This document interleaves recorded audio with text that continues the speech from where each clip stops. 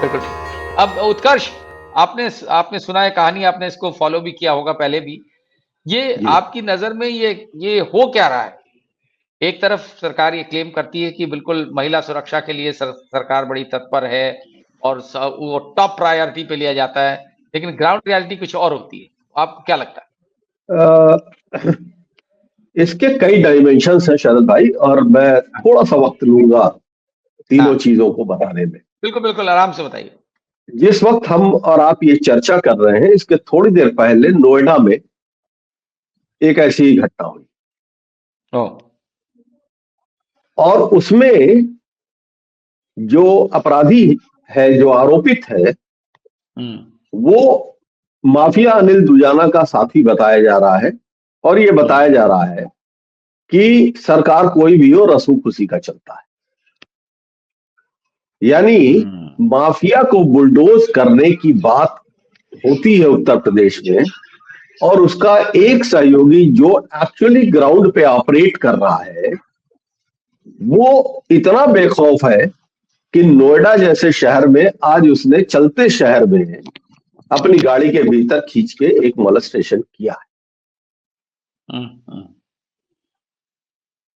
तो ये संदर्भ है, और ये बताता है कि माफिया को बुलडोज करने के तमाम दावों के भीतर हुँ, अभी भी बहुत कुछ है जो बाकी है।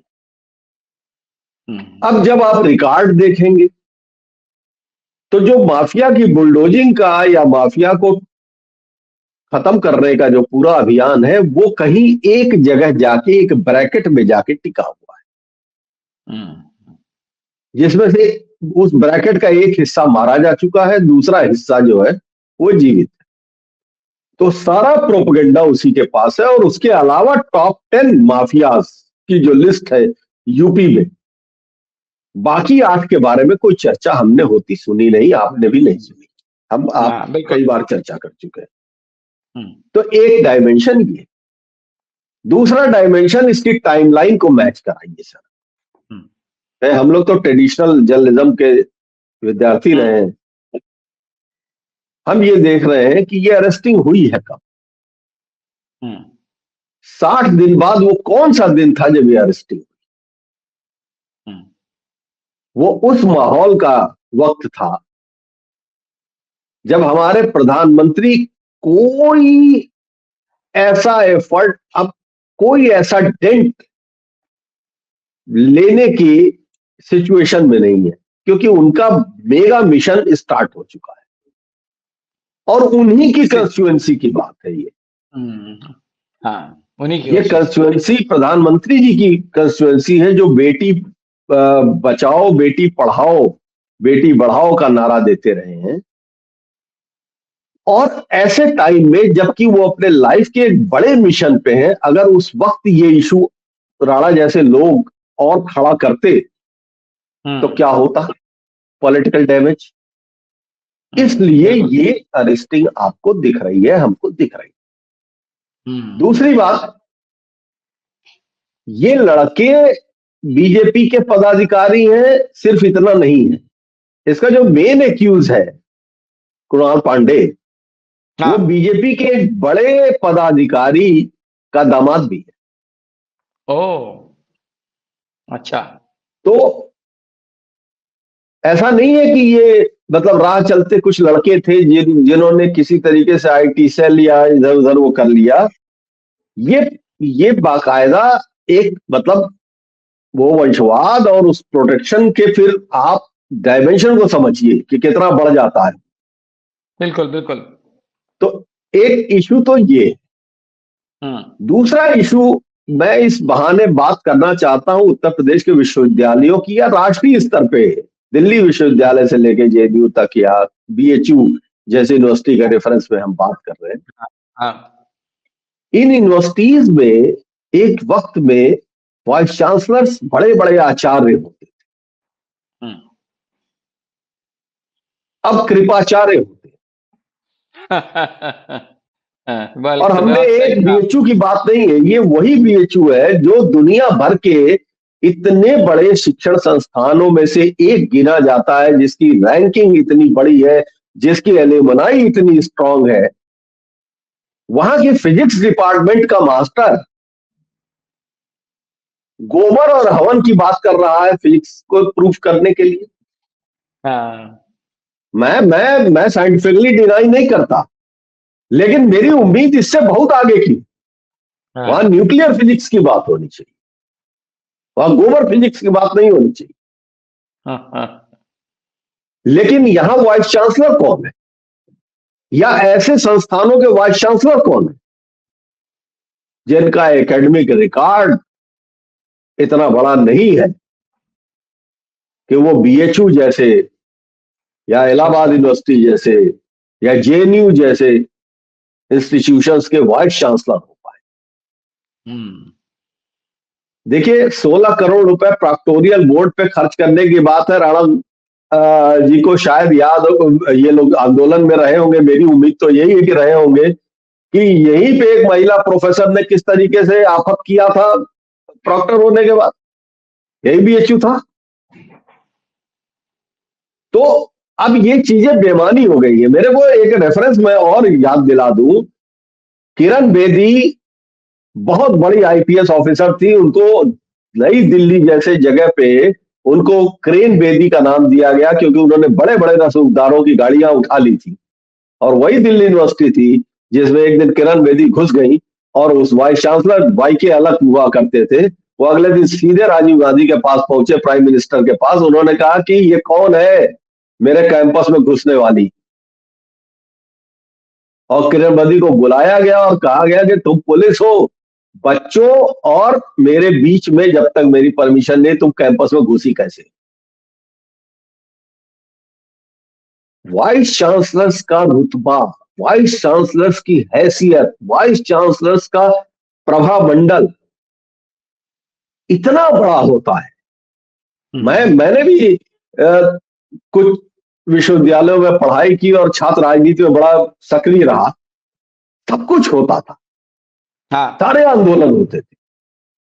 हमने कभी शिक्षक, कभी वाइस चांसलर, क्यों कोई छात्र नेता हो, राणा बैठे, किसी शिक्षक या किसी वाइस चांसलर तक के साथ अपशब्द कोई नहीं कहता। और आज हालत यह है कि गोरखपुर विश्वविद्यालय का वाइस चांसलर पीटा जा रहा है। हाँ। हाँ। पीटने के बाद हटाया गया।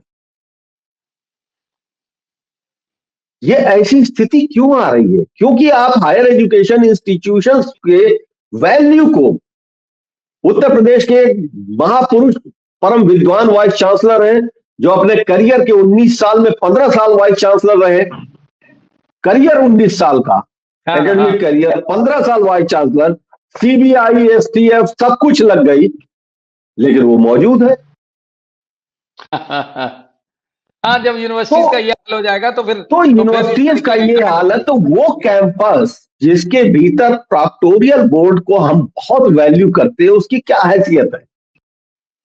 ये सब कृपाचार्य, इनमें से कोई प्राचार्य, उपाचार्य, आचार्य नहीं है।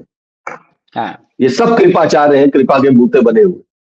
लेकिन दुखद बात क्या है और वास्तविकता क्या है? वास्तविकता ये है कि गुंडागर्दी, भ्रष्टाचार, ये जब तक एक पर्टिकुलर ब्रांड की वॉशिंग मशीन में है तब तक ये साफ है। और जिस दिन 60 दिन मैं अपने मुख्यमंत्री के कमिटमेंट को कहीं नहीं वो कर रहा हूं। वो जब कहते हैं तो वो कहते हैं, वो करते हैं। लेकिन अगर उनको करने में 60 दिन लग जा रहे हैं तो कहीं तो बात बहुत ऊपर की है। मामला प्रधानमंत्री के कंस्टिट्यूएंसी का है, मामला वहां की पार्टी के पदाधिकारियों का है, सेकंड जनरेशन का है, मामला उस सेंट्रल यूनिवर्सिटी का है जिसके वाइस चांसलर का अपॉइंटमेंट उत्तर प्रदेश से बाहर से होता है। तो इसके तार, इन प्रोटेक्टर्स के तारों को खोजना स्थानीय स्तर पर जरूरी नहीं है सर। किसी दरोगा या एसपी की औकात है आम आदमी के ऊपर चाहे जितना ताव लगा दे, बुलडोजर चला ले आम आदमी के ऊपर तो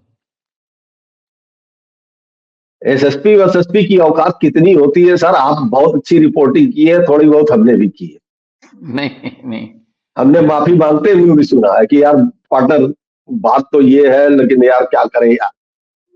तो वो अपनी जगह पे है, लेकिन जब हम उद्देश्यों की बात करते, जब हम लॉ, रूल ऑफ लॉ की बात करते, बिल्कुल। तो हमको ये हम इस उम्मीद में रहते हैं कि law is equal for everyone.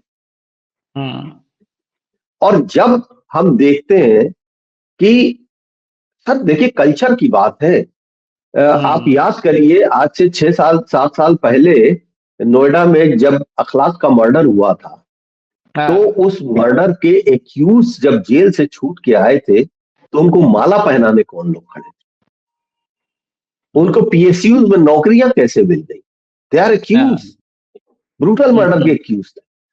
तो मनोबल कौन बढ़ा रहा और मनोबल कैसे बढ़ रहा? ये हमारा आपने तो 40 साल का जर्नलिज्म किया है, 25 साल मुझे भी हो गए, 26 साल। हम लोगों ने, सरकारें कोई भी हो, ऐसे मसले पेज 1 की लीड हुआ करते थे। अब नहीं आती है खबरें। क्या अब इस हम तरीके देख की रहे हैं? खबरें छपती नहीं है आजकल, इस तरह की खबरें छपती ही नहीं है, कहीं अंदर के पन्नों पे होती है। और टेलीविजन तो इसके ऊपर जिक्र करना ही मुनासिब नहीं समझता है। उसके लिए बड़ी खबर यह है कि जटायु से प्रभावित होकर ढेर सारे गिद्ध अयोध्या में आ गए। तो न्याय आएगा कहां से?